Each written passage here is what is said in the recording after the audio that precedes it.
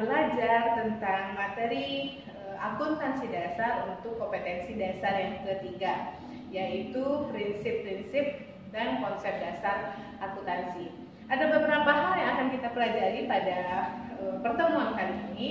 Yang pertama itu tentang asumsi dasar akuntansi, prinsip akuntansi, dan konsep dasar akuntansi.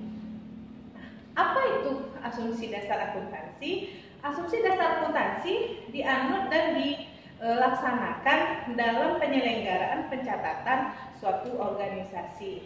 Nah, ada beberapa asumsi dasar dalam akuntansi. Yang pertama adalah asumsi kesatuan usaha atau business entity. Nah, apa itu kesatuan usaha dan business entity? Nah, sebelum diproses, transaksi akan diidentifikasi terlebih dahulu mana yang transaksi perusahaan, mana yang tidak.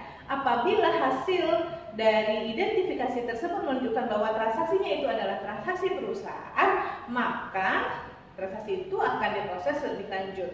Nah, kalau seandainya tidak, berarti transaksi itu dikembalikan ke asalnya. Nah, asumsi yang kedua adalah asumsi kesinambungan atau going concern. Merupakan prinsip dasar di mana perusahaan akan terus beroperasi sampai masa yang akan datang dan tidak berkeinginan untuk menutup dan melikuidasi usahanya dalam waktu dekat. Untuk menjalankan prinsip tersebut, perusahaan menyajikan laporan keuangan secara periode. Nah, kita lanjutkan ke asumsi dasar akuntansi yang ketiga, yaitu dasar pencatatan. Ada dua jenis dasar pencatatan. Yang pertama dasarnya adalah accrual basic dan yang kedua adalah cash basis. Nah, kita bahas satu persatu. Apa itu accrual basis? Nah, dasar accrual ini mempunyai pengertian bahwa transaksi itu diakui pada saat terjadinya transaksi. Nah, tanpa harus ada arus kas atau kas masuk dan kas keluar, dan dicatat serta dilaporkan dalam laporan keuangan pada periode yang bersangkutan. Apabila hasil dan identifikasi menunjukkan hal bahwa transaksi tersebut adalah transaksi perusahaan, pada transaksi tersebut akan diproses lebih lanjut.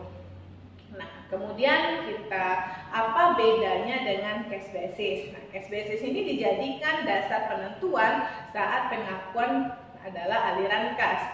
Transaksi akan ditunda pengakuannya sebelum diterima atau dibayarkannya kas tunai ke perusahaan. Jadi itu beda antara cash basis dan accrual basis. Asumsi dasar yang keempat adalah harga perolehan. Harga perolehan adalah jumlah kas yang dibayarkan atau nilai wajar aset lama yang diserahkan jika memperolehnya dengan tukar tambah untuk memperoleh suatu aset, termasuk di dalamnya pengeluaran-pengeluaran lain sampai aset tersebut siap untuk digunakan. Yang kelima adalah penandingan terhadap pendapatan dengan biaya. Dasar yang digunakan untuk menentukan pada periode ini kapan biaya dan pendapatan tersebut disajikan adalah hubungan atau keterkaitan langsung antara biaya yang timbul dengan pendapatan tertentu yang diperoleh. Nah, itu tadi 5 asumsi dasar dalam akuntansi. Selanjutnya kita akan bahas prinsip akuntansi.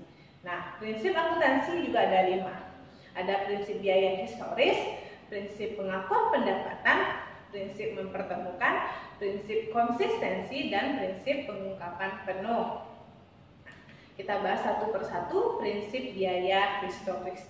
Apa itu prinsip biaya historis? Prinsip ini mengharuskan setiap barang dan jasa yang diperoleh dicatat berdasarkan semua biaya yang dikeluarkan dalam mendapatkannya. Sementara untuk prinsip pengakuan pendapatan, aliran masuknya harta-harta atau aktiva yang timbul dari penyerahan barang atau jasa yang dilakukan oleh suatu unit usaha selama dalam periode tertentu. Nah, kita lanjutkan untuk prinsip mempertemukan. Dalam prinsip mempertemukan ini, prinsip yang mempertemukan biaya dengan pendapatan yang timbul karena biaya tersebut. Kegunaan prinsip ini untuk menentukan besarnya penghasilan bersih setiap periode transaksi.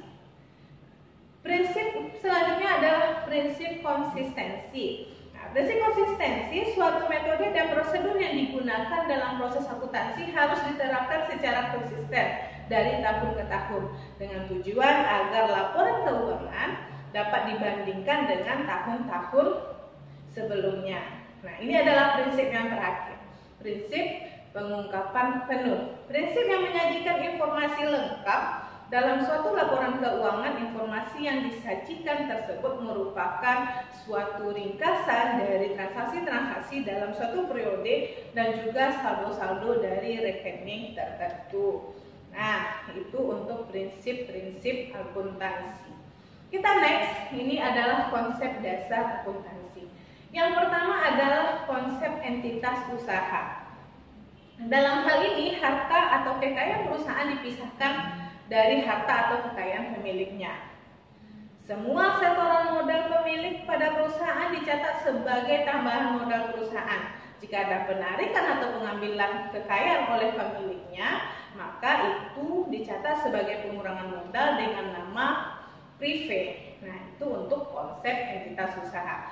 Next, kita lanjut ke periode akuntansi.